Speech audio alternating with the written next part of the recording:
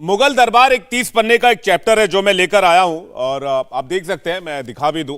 ये पूरा ये जो 30 पन्नों का ये चैप्टर है पूरा पढ़ा मैंने। मैं कुछ एक अंश का मैं जिक्र करता हूं, सभी मेहमान ध्यान से सुनेंगे। उसके बाद नावेद सिद्दीकी जी के पास मैं आ रहा हूं। 5.1 चैप्टर है, इसमें लिखा हुआ है, दरबारी इतिहासकारों ने कई साक्ष्यों का हवाला देते हुए दिखाया कि मुगल राजाओं को सीधे ईश्वर से ताकत मिलती थी। ये बच्चों को पढ़ाया जा रहा है कि उनको डायरेक्ट भगवान से, ऊपर वाले से, खुदा से डायरेक्ट पावर मिलता था, ताकत मिलती थी और इसके दम पर वो राज चलाते थे। आगे लिखा गया है कि बादशाह सभी धार्मिक और नृजातीय समूहों से ऊपर होता था और इन सब के बीच मध्यस्थता करता था और सुनिश्चित करता था कि न्याय और शांति बनी रहे और सभी धर्म आपस में मिलकर काम करें। नावेद जी, लेकिन जब पिछले साल प्रधानमंत्री ने 21 अप्रैल को लाल किले से देश को संबोधित किया था तो उन्होंने गुरु तेग बहादुर के बलिदान का जिक्र करते हुए कहा कि गुरुद्वारा शीशगंज साहिब हमें याद दिलाता है कि हमारी महान संस्कृति की रक्षा के लिए गुरु तेग बहादुर जी का बलिदान कितना बड़ा था। उस समय देश में मजहबी कट्टरता की आंधी आई थी। धर्म को दर्शन, विज्ञान और आत्मशोध का विषय मानने वाले हमारे हिंदुस्तान के सामने ऐसे लोग थे जिन्होंने धर्म के नाम पर हिंसा और अत्याचार की पराकाष्ठा पार कर दी। तो ये क्यों नहीं पढ़ाया गया? ये पढ़ाया गया कि सभी धर्मों को साथ लेकर चलने वाले मुगल और मुगलों ने देश को आगे बढ़ाने का काम किया। नावेद जी।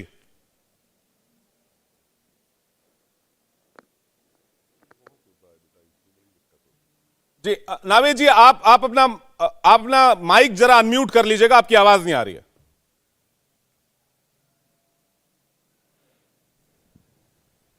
मेरी आवाज मिल रही है आपको? हाँ बिल्कुल, बुलंद आवाज आ रही है, बताइए। जी विवेक भाई जी, बहुत बहुत शुक्रिया, आपने मौका दिया।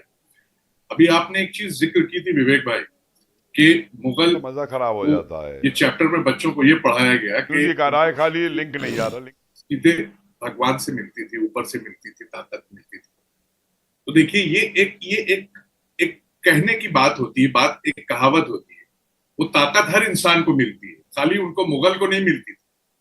वो कैसे मिलती है हम आपको बताते हैं। जब हम नमाज पढ़ते हैं, या आसिम वकार साहब यहाँ बैठे हैं, ये नमाज पढ़ते हैं, तो उस वक्त जब दुआ मांगते हैं तो डायरेक्ट एक हमारा लिंक होता है ऊपर वाले से। जब आप पूजा करते हैं, जिस वक्त आप मंदिर जाते हैं, तो आपका एक अपना डायरेक्ट लिंक होता है। तो वो डायरेक्ट बात आपकी होती है। आप जो कुछ कहते हैं वो ऊपर वाले से ही कहते हैं, वो भगवान से ही कहते हैं। तो उस चीज को कहा गया है, उस चीज को बताया गया कि ये वो चीज है। दूसरी चीज मैं आपसे ये कहूंगा कि हम लोगों ने भी स्कूल से पढ़ के निकले, हम लोगों में भी बड़े चैप्टर्स हुआ करते थे, सिलेबस बहुत ज्यादा था उस वक्त। तो ये सारी चीजें हम लोगों ने भी पढ़ी, लेकिन हमारे लोकतंत्र का भी सम्मान हमने देखा, हमने ये चैप्टर्स भी देखे, सिलेबस भी देखा, लोकतंत्र का सम्मान देखा, संविधान का सम्मान देखा, देश का सम्मान, हर चीज एक साथ चलती रहती थी, ऐसा कुछ नहीं। अभी क्या है कि अपीजमेंट की पॉलिटिक्स जो है, ये बहुत खतरनाक हो गई। ये तुष्टीकरण की जो राजनीति होती है, ये बहुत खराब है। कहीं ना कहीं अब आप एक बात मुझे बताइए, एक तरफ हम चैप्टर, ये सारी चीजें सिलेबस से हटा देते हैं, हम कहते हैं कि अब नहीं पढ़ाया जाएगा, चलिए ठीक है, बिल्कुल नहीं पढ़ाया जाएगा, मान लेते हैं। लेकिन दूसरी तरफ हम ये देख रहे हैं कि हमारे पास पूरी दुनिया की बात कर रहा हूं, आज से 10 साल पहले जब वोटिंग हुई थी पूरी दुनिया की, तो 7 वंडर्स का कौन 7 वंडर्स में आता है, उसकी सारी चीजें आई थी। तो उसमें नंबर 1 पर कौन था? वो हमारे लिए एक फक्र की बात है, हमारे देश के लिए, हमारे जितने लोग बैठे हैं सबके लिए बहुत सर ऊंचा हुआ कि भाई हमारे इंडिया को ये कहा गया कि ताजमहल जो वो नंबर 1 पे आया था उस वक्त।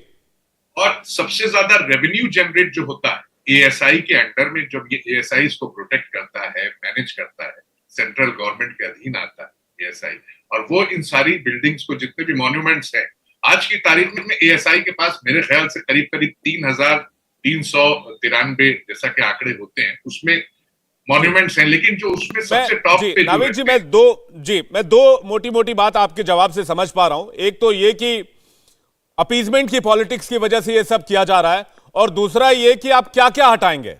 आप किताब से चैप्टर हटा सकते हैं, लेकिन जमीन से आप ताजमहल नहीं हटा सकते, लाल किला नहीं हटा सकते। इंडिया टीवी हर वक्त हर जगह डाउनलोड करने के लिए सर्च करें India TV news Google play store या ऐप स्टोर पर।